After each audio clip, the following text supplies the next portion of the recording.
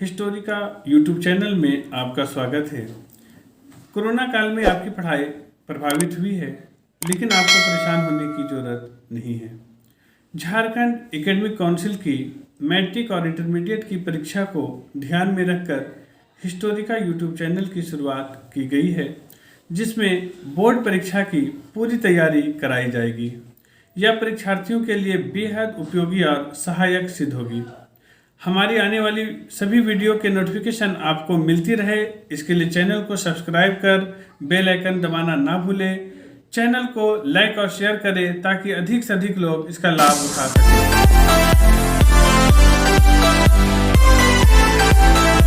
Jack द्वारा जारी intermediate arts इतिहास के मॉडल प्रश्न पत्र 1 को हल करेंगे। आपके ज्ञान एवं परीक्षा के दृष्टिकोण से उत्तर में कई महत्वपूर्ण बिंदुओं की चर्चा की गई है, जिससे विषय के प्रति आपकी समझ बेहतर हो सके। जैक ने अपने इस परीक्षा पैटर्न में परिवर्तन किया है और इस बार बहु वैकल्पिक प्रश्न यानी मल्टीपल चॉइस क्वेश्चंस की संख्या 30 कर दी गई है। एक नंबरों के ये कुल 30 प्रश्न हैं। सबसे पहले हम ग्रुप ए के तहत इन प्रश्नों को हल करने की कोशिश करेंगे। पहला प्रश्न, भारत के किस भाग में हड़प्पा सभ्यता का विकास हुआ था? आप भारत के नक्शे में बाईं तरफ देखेंगे तो ये इलाका जहाँ ये कश्मीर से लेकर ये महाराष्ट्र और ये गुजरात, इस इलाके में हड़प्पा सभ्यता विकसित हुई थी, यानी भारत के पश्चिम उत्तर इलाके में इस सभ्यता का विकास हुआ था। इसलिए जो आंसर होगा वह होगा पश्चिमो उत्तर। नेक्स्ट, हड़प्पा सभ्यता के लोग उपासना करते थे। पहला विकल्प है असौ यानी घोड़ा। घोड़ा की वे उपासना नहीं करते थे। अधिकांश हड़प्पा सभ्यता के लोग इससे परिचित भी नहीं थे। भगवान विष्णु की चर्चा हमें गुप्त काल में देखने को मिलेगी। मातृदेवी सही विकल्प है और मोहनजोदड़ो में मिली मातृदेवी की मूर्ति की पूजा सबसे ज़्यादा होती थी और मार्शल ने इसे पृथ्वी देवी भी कहा है। नेक्स्ट, सिंधु घाटी सभ्यता में हमें हल के साक्ष्य कहाँ से प्राप्त हुए हैं? पहला विकल्प है लोथल। लोथल गुजरात में एक बंदरगाह था, वहाँ से हमें ये प्राप्त नहीं हुआ। दूसरा विकल्प है कालीबंगा। कालीबंगा राजस्थान में घग्गर नदी यानी सरस्वती के बाएं तट पर स्थित है और कालीबंगा से ही हमें जुते हुए खेत का प्रमाण भी मिलता है और साथ ही हल का साक्ष्य भी हमें कालीबंगा से प्राप्त होता है। इसलिए ये जवाब सही है। कालीबंगा कहाँ है? ये है राजस्थान में। राजस्थान में कालीबंगा है। मोहनजोदड़ो सबसे बड़ा नगर है, जबकि हड़प्पा सबसे पहला शहर है जिसकी खुदाई की गई थी। नेक्स्ट, पाटलिपुत्र की स्थापना की थी। 4 विकल्प है, लेकिन इसमें सही उत्तर है उदयन। उदयन जो हर्यक वंश के शासक अजातशत्रु के पुत्र थे और उदयन ने गंगा और सोन नदियों के संगम पर पाटलिपुत्र की स्थापना की थी और बाद में राजगिरी के स्थान पर अपनी राजधानी यानी मगध की राजधानी को उसने पाटलिपुत्र को बना दिया था। नेक्स्ट, किस गुप्त शासक के सिक्के में वीणा बजाते दिखलाया गया है? अर्थात किस गुप्त शासक के द्वारा जारी किए गए सिक्के में उसे वीणा बजाते हुए दिखलाया गया है? इसका सही उत्तर है समुद्रगुप्त। समुद्रगुप्त जिसके बारे में विंसेंट स्मिथ ने कहा कि वे भारत के नेपोलियन हैं। भारत के नेपोलियन। नेपोलियन आप जानते हैं कि फ्रांस का एक महान शासक था, और नेपोलियन जिसने पूरे यूरोप के नक्शे को बदल दिया, उसी तरह से समुद्रगुप्त ने अपने जीवन में जितने युद्ध लड़े सब में उसमें विजय हासिल किया, और हरिसेन की प्रयाग प्रशस्ति भी समुद्रगुप्त से ही संबंधित है। नेक्स्ट, कौटिल्य का वास्तविक नाम क्या था? कौटिल्य को हम चाणक्य के नाम से भी जानते हैं, लेकिन यह उसका वास्तविक नाम नहीं था। उनका वास्तविक नाम था विष्णुगुप्त। विष्णुगुप्त और कौटिल्य या चाणक्य, जिन्होंने मौर्य सम्राट चंद्रगुप्त की सहायता करके नंद वंश को समाप्त करने में उनकी अहम रोल निभाया, और उनकी किताब अर्थशास्त्र को राजनीति और लोक प्रशासन पर लिखी गई पहली प्रमाणिक पुस्तक माना जाता है। कौटिल्य की किताब अर्थशास्त्र जो है वो अत्यंत ही महत्वपूर्ण पुस्तक है, लेकिन यह पुस्तक जो है वह राजनीति शास्त्र की पुस्तक है, इकोनॉमिक्स की किताब नहीं है। नेक्स्ट, बौद्ध धर्म ग्रंथ है, यानी बौद्ध धर्म का ग्रंथ क्या है? इंडिका है, मुद्रा राक्षस या त्रिपिटक है? सही उत्तर होगा त्रिपिटक। त्रिपिटक का अर्थ है 3 टोकरियां। त्रि का अर्थ 3, पिटक मतलब टोकरी। तो ये 3 टोकरियां हैं। इन 3 टोकरियों का मतलब है कि इसमें बहुत सारी चीज़ें इसमें शामिल थी, और त्रिपिटक के तहत शुद्ध पिटक, विनय पिटक और अभिधम पिटक शामिल है, और यह पाली भाषा में लिखी गई पुस्तक है। नेक्स्ट, कलिंग की लड़ाई हुई थी। कलिंग वर्तमान उड़ीसा में स्थित था, और अशोक ने अपने शासन के 9वें वर्ष यानी 261 ईसा पूर्व में कलिंग को जीता था, जिसका उल्लेख उसके 13वें शिलालेख में मिलता है। 13वें शिलालेख में उन्होंने कलिंग युद्ध का वर्णन किया, और इस युद्ध में हुए नरसंहार को देखकर ही अशोक ने युद्ध की नीति को हमेशा के लिए त्याग दिया था। नेक्स्ट, महावीर के बचपन का नाम क्या था? महावीर के बचपन का नाम वर्धमान था, और वे जैन धर्म के 24वें और अंतिम तीर्थंकर थे। उन्हें जैन धर्म का वास्तविक संस्थापक भी माना जाता है। विकल्प में शामिल अन्य विकल्प जो है ऋषभदेव, वे जैन धर्म के संस्थापक थे। कालिदास एक महान लेखक थे, जबकि सिद्धार्थ महावीर जैन के पिता का नाम था, और साथ ही महात्मा बुद्ध के बचपन का नाम था। तो यह विकल्प भी गलत है। नेक्स्ट, स्तूप का संबंध है। स्तूप का संबंध बौद्ध धर्म से है। स्तूप का अर्थ होता है टीला। स्तूप का अर्थ टीला होता है। सारनाथ और सांची का स्तूप काफ़ी प्रसिद्ध है। अशोक ने अपने जीवन काल में लगभग 84,000 स्तूपों का निर्माण किया था। नेक्स्ट, अकबर ने जजिया कर को समाप्त कर दिया। जजिया कर मुस्लिम शासन में गैर मुस्लिमों पर लगाया गया एक कर था। इस कर को अकबर ने नरहरि के अनुरोध पर 1564 ईस्वी में समाप्त कर दिया था।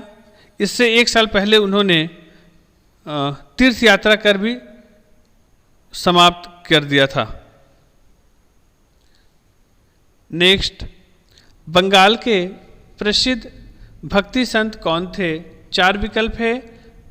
गुरु नानक जी सिख धर्म के पहले गुरु है, वह सही नहीं है। बाबा फरीद सूफी संत थे, और कबीर भक्ति संत थे, लेकिन इनका पूरा जीवन जो है बनारस में गुजरा, इसलिए ये विकल्प तीनों गलत है। सही जवाब होगा चैतन्य महाप्रभु। और चैतन्य महाप्रभु ने अपने भक्ति मार्ग का आधार गान और नृत्य को बनाया था। उन्होंने राधा कृष्ण की उपासना को लोकप्रिय बनाने में अहम भूमिका निभाई। नेक्स्ट, भक्ति आंदोलन को दक्षिण भारत से उत्तर भारत कौन लाए? दक्षिण भारत से उत्तर भारत लाने वाले भक्ति संत थे, वे थे रामानंद। रामानंद जिनका जन्म इलाहाबाद में हुआ था और उनके 12 शिष्य थे, जिसमें कबीर, रविदास भी शामिल थे। रामानंद ने संस्कृत के स्थान पर हिंदी में उपदेश दिए, जिससे लोग काफ़ी प्रभावित हुए। नेक्स्ट, मुगल प्रशासन में जिला को किस नाम से जाना जाता था? मुगल प्रशासन में जिला को सरकार के नाम से जाना जाता था। नेक्स्ट, बाबरनामा किस भाषा में लिखा गया है? बाबर ने 1526 में पानीपत की पहली लड़ाई में इब्राहिम लोदी को हराकर भारत में मुगल वंश की स्थापना की थी। बाबर ने अपनी आत्मकथा तुजूक ए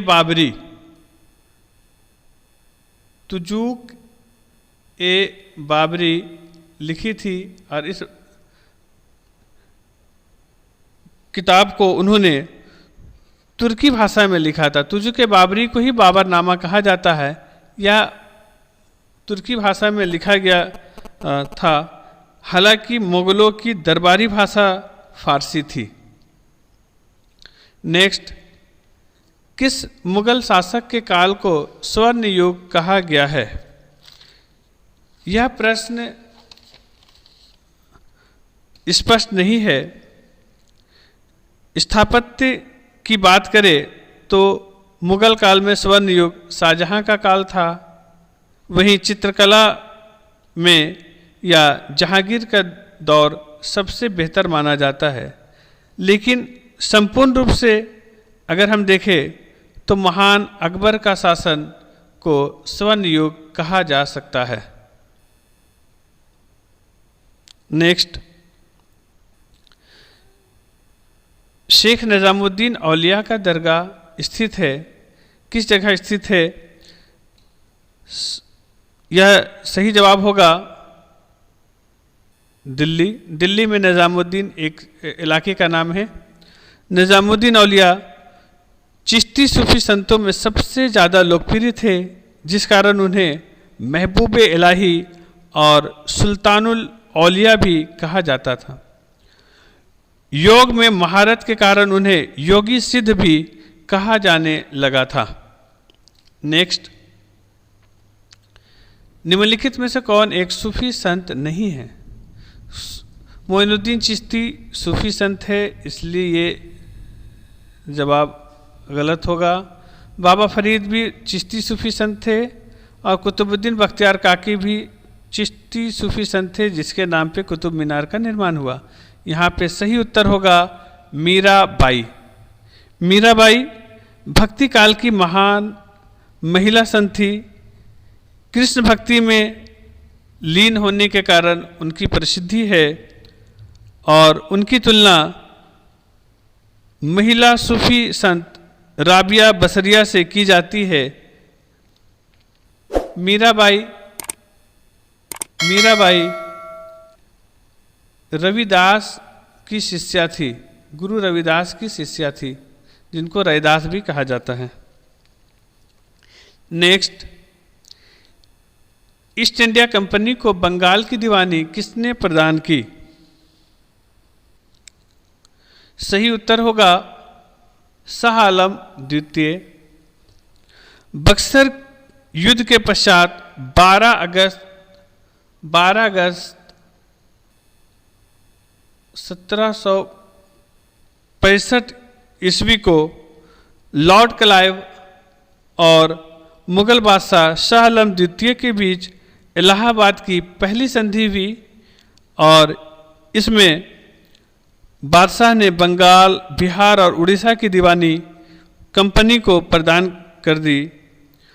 बदले में कंपनी ने शाह आलम को 26 लाख रुपये सालाना देना स्वीकार किया था।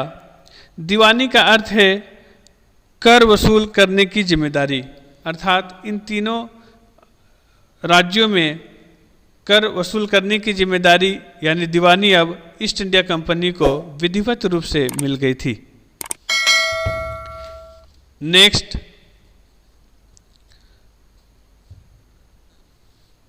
1857 के विद्रोह का नेतृत्व लखनऊ से किया था। सही जवाब होगा बेगम हजरत महल, जो कि नवाब वाजिद अली शाह की पत्नी थी। वाजिद अली शाह को अंग्रेज़ों ने सत्ता से हटाकर उन्हें कलकत्ता भेज दिया था। हालांकि लोगों ने इसका काफ़ी विरोध किया और 1857 के विद्रोह में सबसे ज़्यादा विरोध की लहर अवध के इलाके में ही देखने को मिलती है। नेक्स्ट, इनमें से कौन सा एक स्थान 1857 के विद्रोह से प्रभावित नहीं हुआ था? झांसी में रानी लक्ष्मीबाई ने विद्रोह की बागडोर संभाली थी, इसलिए यह जवाब गलत है। लखनऊ में बेगम हजरत महल मोर्चे पर तैनात थी। वहीं जगदीशपुर में वीर कुंवर सिंह ने मोर्चा संभाला था, इसलिए तीनों जवाब गलत है। सही जवाब है चित्तौड़। चित्तौड़ राजस्थान का एक बड़ा राज्य शासन था वहाँ पे, और उसी चित्तौड़ से बाद में संबंध रानी पद्मिनी का भी हमें देखने को मिलता है। नेक्स्ट, कॉर्नवालिस कोड बना था। कॉर्नवालिस कोड बना था, सही जवाब होगा 1793 में। मई 1793 में लॉर्ड कॉर्नवालिस ने न्याय या प्रशासनिक सुधार पर आधारित कानूनों का संग्रह कर एक कोड का निर्माण कराया। बाद में इसी आधार पर सिविल सेवा की शुरुआत हुई। स्थायी बंदोबस्ती भी इसी 1793 में ही हमें देखने को मिलती है। नेक्स्ट, सर्वप्रथम महालवाड़ी व्यवस्था किस प्रांत में लागू किया गया? महालवाड़ी व्यवस्था आगरा यानी अवध, मध्य प्रांत यानी मध्य प्रदेश, पंजाब के अलावा दक्षिण भारत के कुछ जिलों में लागू किया गया था, और इसलिए इसका सही उत्तर होगा मध्य प्रांत, आगरा और पंजाब। और ये ब्रिटिश भारत की कुल जमीन का लगभग 30% क्षेत्र में महालवाड़ी व्यवस्था लागू की गई थी। महाल का अर्थ गांव होता है, यानी अब टैक्स वसूली के लिए व्यक्तिगत तौर पर छोड़कर पूरे गांव को ही एक यूनिट मान लिया गया था। नेक्स्ट, दामिनी कोह में किसे बसाया गया? कोह फारसी भाषा का शब्द है जिसका अर्थ है पहाड़। भागलपुर से लेकर राजमहल की पहाड़ियों तक के क्षेत्र को दामिनी कोह कहा जाता है, और दामिनी कोह में संथालों को बसाया गया था। आप भली भांति जानते हैं कि संथालों ने 30 जून 1855 को सिद्धू कानू के नेतृत्व में संथाल विद्रोह या हूल विद्रोह किया था। नेक्स्ट, भारतीय राष्ट्रीय कांग्रेस की प्रथम महिला अध्यक्ष कौन थी? इस प्रश्न को बेहद ध्यानपूर्वक हल करने की कोशिश करेंगे। प्रथम महिला अध्यक्ष का जब नाम आएगा तो एनी बेसेंट सही उत्तर होगा।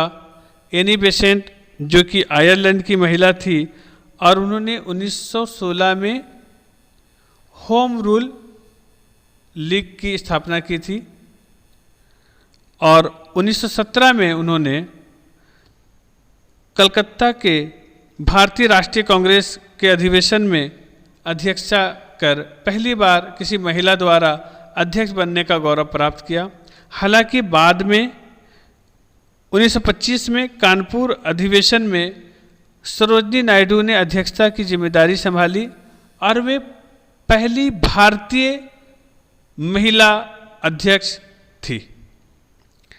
नेक्स्ट, महात्मा गांधी के राजनीतिक गुरु कौन थे? सही उत्तर होगा गोपाल कृष्ण गोखले।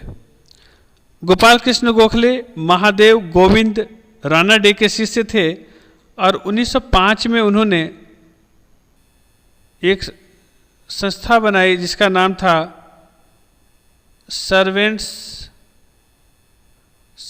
ऑफ इंडिया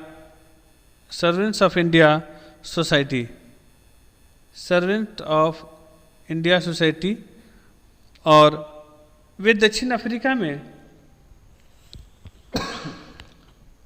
महात्मा गांधी से जाकर व्यक्तिगत तौर पर मिले भी थे। नेक्स्ट,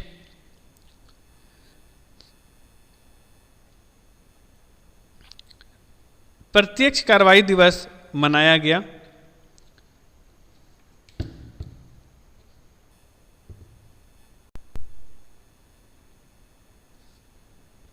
प्रत्यक्ष कार्रवाई दिवस मनाया गया था, यह सही उत्तर होगा इसका 16 अगस्त 1946। कैबिनेट मिशन को नकार देने के बाद और पाकिस्तान की प्राप्ति के लिए मुस्लिम लीग ने 16 अगस्त 1946 को डायरेक्ट एक्शन डे यानी सीधी कार्रवाई दिवस मनाया था, जिस कारण नोआखली सहित कई इलाकों में भयंकर दंगे हुए। वास्तव में लीग पंडित जवाहरलाल नेहरू को अंतरिम सरकार बनाने के लिए आमंत्रित किए जाने के खिलाफ यह विरोध किया था। नेक्स्ट, खेड़ा कृषक विद्रोह हुआ, इसका सही जवाब है 1918 में। मार्च 1918 में गुजरात के खेड़ा के किसानों को गांधी जी ने लगान ना देने का सुझाव दिया। वे अकाल और प्लेग फैलने के कारण भू राजस्व की वसूली किए जाने के खिलाफ आंदोलनरत थे और इस आंदोलन में गांधी जी को आंशिक सफलता प्राप्त हुई थी। नेक्स्ट,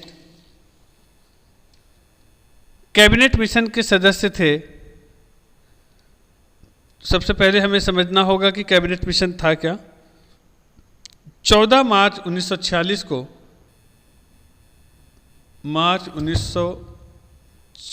को प्रधानमंत्री इटली की घोषणा के अनुसार 24 मार्च 1946 को कैबिनेट मिशन भारत आया,